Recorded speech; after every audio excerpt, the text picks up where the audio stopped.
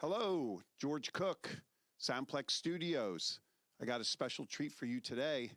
We are in Control Room A for Studio A here at SoundPlex Studios. Usually I put a spotlight on culture, businesses, and folks that are kind of have a story to tell.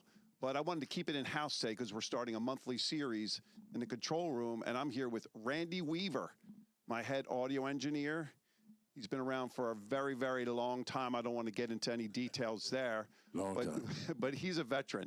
And we're going to chat a little bit about the control room and what happens here behind the scenes when we're recording music. But just to kind of give you guys a little bit of a lay of the land, this room is much smaller than the studio itself. But in the recording studio, we have a bunch of instruments, bands, singers come in there and they record, and we're connected to that.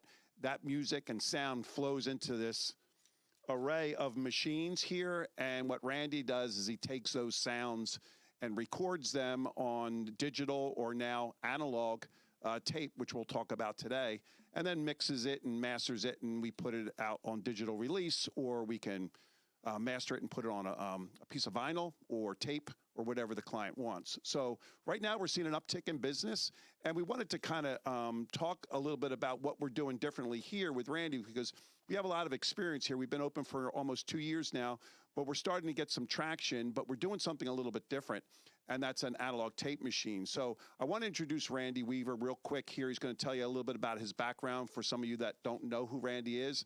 I know him like the back of my hand. He's a great guy. He's got a lot of experience. We've done several albums here, and I've sat in that room as he played tracks over and over again. I said, man, what a business this is. But I'll let Randy introduce himself and tell a little bit about himself and his history, and then we'll kind of get into why we're here today and ask him some really interesting questions about music and where it is today and where it could go and what bands and musicians need to do going forward to be authentic and human, because now you're starting to see a lot of AI music out there. So we're going to give those folks an edge here at SoundPlex Studios, and Randy's going to be the man behind that scene. All right, so Randy, why don't you tell us a little bit about yourself and basic history, and then we'll talk more about the machines and what you do. I'm Randy Weaver, and I've been doing this since about 1969, 68.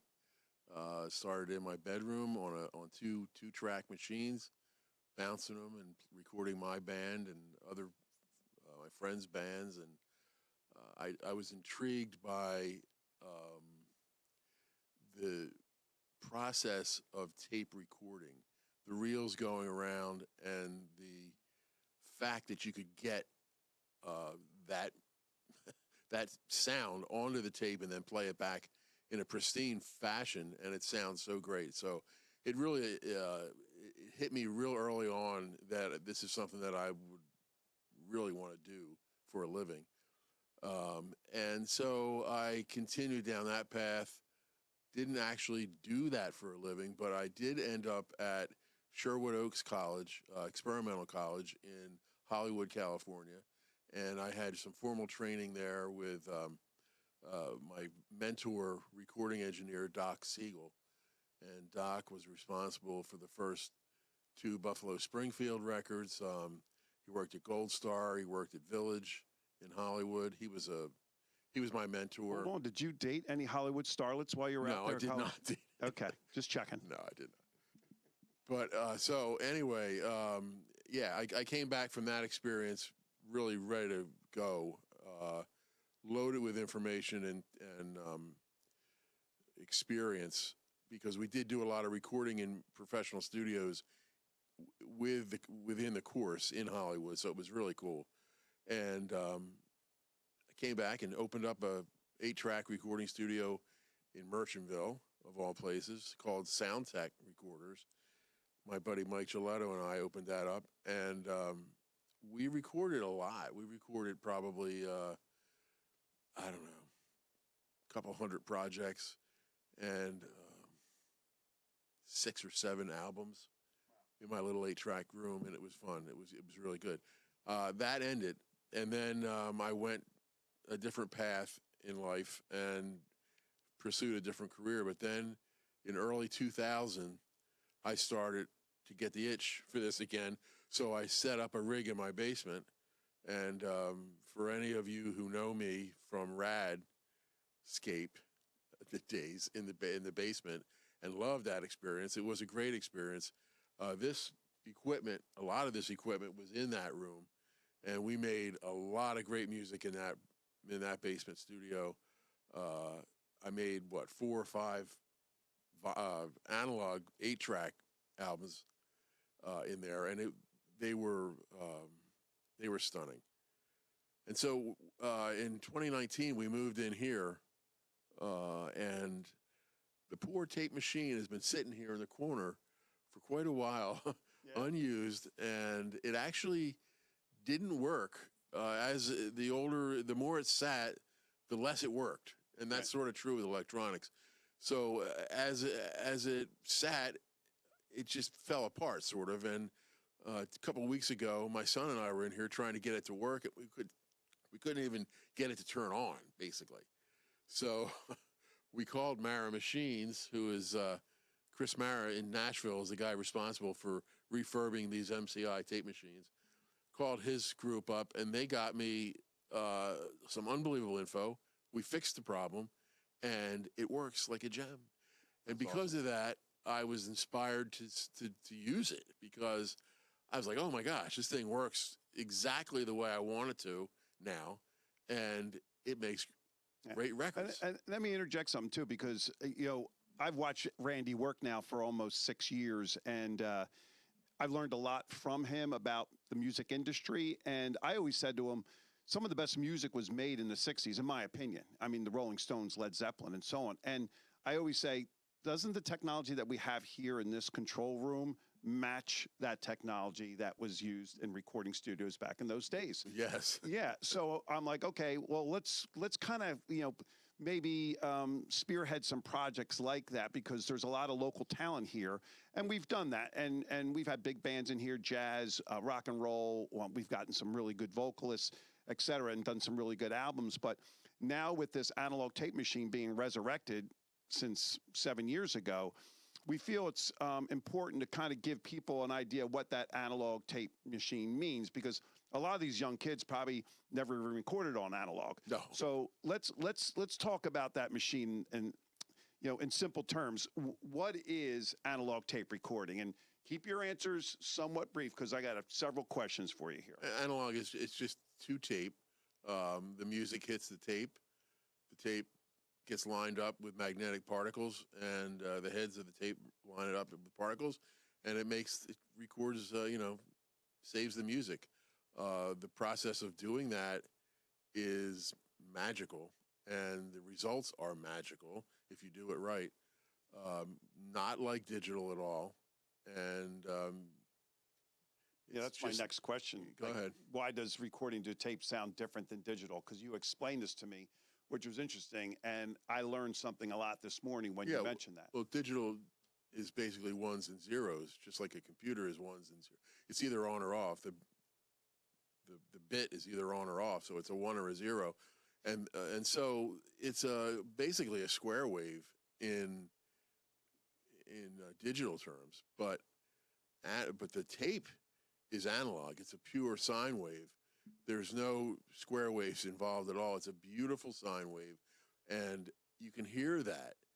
It's a natural thing for your ear to hear a sine wave versus a square wave, and we've come a long way with digital, but it's just not. It's still not the same. No. So, what does tape naturally do to sound that people describe as warm? Is that kind of an adjective that's used to describe an analog recording? Yeah, the tape. You could look at it like it's a trampoline, and when the sound hits the tape, it goes boing, and it has this natural compression that you can't get out of digital. If you hit digital hard, you chop the top of it off, and now you have a square wave. That's distortion. That'll never sound good. I don't care how many times you mess with it. It'll never sound good once it's chopped off.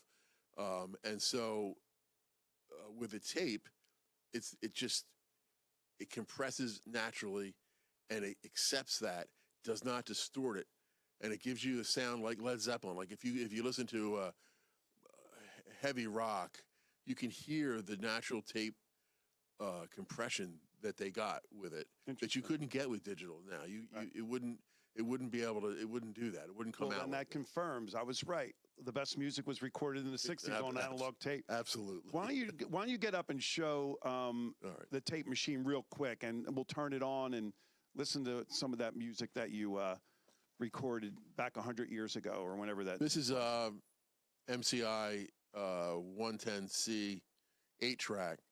They made these in 2-track, half-track, 4-track, 8-track, 16-track, and 24-track. This is the same machine, not the same exact machine, but the same vintage machine and model machine that, let's say, Allman Brothers was cut on, or Derek and the Dominoes, Eric Clapton.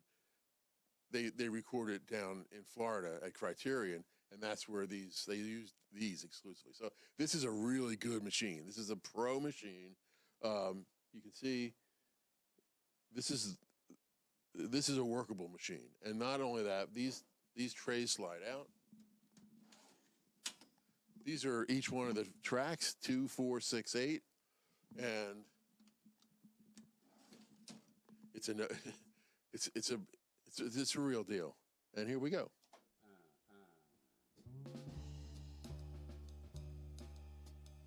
Let's turn it up a little bit. You want to turn it up? Yeah, turn it up a little bit. He's got a few. Oh, can you, Chris? Can you turn it up? Oh, Chris has got it. All right, cool. Oh, that sounds way better than digital. Come on. This is an album that we did in my basement. Hold on, turn this down. This is an album by Dennis de Blasio and Andy Lawless. Oh, cool. Shout out to Andy Lawless. How you doing, man? And Danny de Blasio. It's called What's Old Is New. And we did this on this machine in my basement in 2013. And it was actually the first time that I recorded back to tape again. It was my reintroduction to recording on tape. And we were absolutely stunned with the results of this album. And so awesome. It pushed me to move on with it. It's a great medium. Yeah, and I kind of like the idea of what we're doing here because it's different. We are promoting this, and we've gotten a lot of folks that are interested. We were looking for those early pioneers that wanted to record on analog tape, and we found 3 very quickly.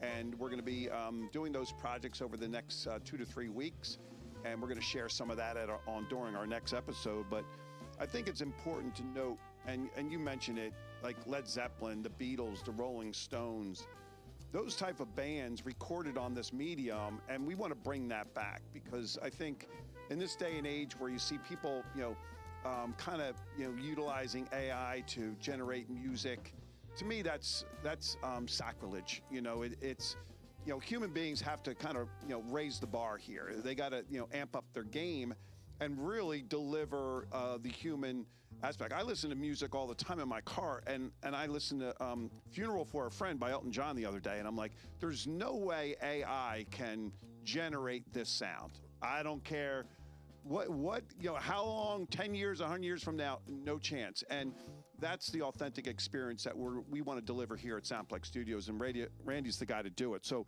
Randy, just a few more questions here. So we're offering this to musicians today. Why are we doing that? Am I hitting the nail on the head regarding being authentic and doing something that was, really the go-to medium back in the 60s or even 50s? Yeah, and it's really a challenge at this point to them because they don't have, like, in the box, you have 100, 200 tracks to mess with. Here, you have 8. Right. So you got to get it right, and it has to be right the first time. You can't do editing like you can. Right. In here, we can edit every waveform. You can't do that on tape. You can make splices. You can make a cut, but you can't edit the note. Right. And so it's a challenge. It's exciting because you think about the Beatles making Sgt. Pepper and Brian Wilson making this album. Pet Classic Sounds. album. Yes. This album is, well, I'm a Beach Boys guy. Right. I'm a big Brian Wilson fan, but this album right here was done on 4 tracks. Wow. And it is... That's half that machine. Yeah. That's crazy. And if you listen to it... It's one of the best made. The thing about it is that it was a different era. It was a different mindset to the producer and the artist. You had to take chances. You had to trust your gut and make decisions on the spot. So, like when he did this, even when I did this with Tom Trovis and his band called The Force back in 1980. We had to bounce. We had to. My machine was 8 tracks. They wanted to do 16. They needed 16 because they had horns and all kinds of other instrumentation. So what we had to do was we had to cut the drums, the bass, and the guitar, and take those tracks and mix them on the spot and bounce them to 2 tracks to stereo. So now we took the risk, right? You can never mess with it again. Once it's done, it's done. We took the risk, bounced those tracks onto 2 tracks, and made our basic stereo track on 2. Then we erased everything, all that we did, we erased it. So we can never go back there. Wow. We can never do that. And that's what was done back in the day. And then we had 6 tracks to overdub and to do, whatever, vocals, solos, trumpets, trombones, they did all kinds of stuff. But that's what Brian Wilson, that's what George Martin did back in the day. They had to be very ballsy, Right. to be honest with you, because they were taking risks, but they trusted their gut. They trusted what they heard in their head to get the end result that they wanted, and it worked. It worked. Yeah, and everything you're saying kind of relates to what happens in the recording studio, because that's now, paramount. Because now it really, it really explains the image of a recording studio. Yeah. What you're doing in there is as important or even more important than what happens here, because now you have these limitations with tape. So what does that mean? The band has to be tight. Like I think you mentioned the word tight. You got to be ready to perform at your best. So this is a challenge. This is what we need to do at this time. I think as humans, because now we don't just compete against each other, we're competing against machines, which kind of segues into a workshop we're having on Thursday, AI, Humanity and Machines, Crossroads. But the bottom line is we want to extend an invitation to every band and musician out there to come into SoundPlex Studios and record on analog. Bring your best, amp up your game, and we'll do the project for you. We're not charging any more than we would on digital. The only added cost is a reel of tape, I think you mentioned, is around $200, which gets you about 45 minutes. Yeah. So, with all that said, we're opening our doors, and we want to enlighten folks out there that are intrigued with what we're doing here. We've had a lot of numerous calls on people that want us to, produce songs, so we can do that as well. So, you know how to reach us. SoundPlex Studios. A lot of folks that know Randy, you can kind of reach out to him, and let's get you folks back in here again, because this is something that's going to be pretty cool. Any final words for the fans out there and the people that might be intrigued by, what we just chatted about today? Yeah, I mean, it's exciting, and it's not. I don't look at it like it's a step backwards. I don't feel like we're dumbing ourselves down. Yeah, because we could still do digital. I mean, we can do whatever we want. I mean, we can basically record simultaneously to both formats. Right. I can record, with this console, I can record to tape and I can record to digital at the same time. So you have 2 copies of the same thing, if anything. Yeah. But the exciting part about the analog is the sound of it and the challenge of it. And I just think that if you're a Beatles fan, you want to go back to where they were and try and just put yourself in their shoes give it a shot. That's kind of cool. Now you give me an idea. Like for those older, cover bands out there, hobby bands, whatever you want to call them, accept the challenge. Let's do what the Beatles did and record on analog. That would be fun. We could put a nice package together for you folks. So give us a call, reach out, and hopefully we'll see you here at SoundPlex Studios, Control Room A. And then you can also appreciate the rest of our complex where we can actually perform live. We can stream live. We can have, events and we're having one here on February 20th, a new artist coming in, and we're going to stream his show live. So all those things are under our umbrella here at SoundPlex Studios. So we welcome you in, and we'll see you soon. Thank you very much for showing up today. Bye-bye.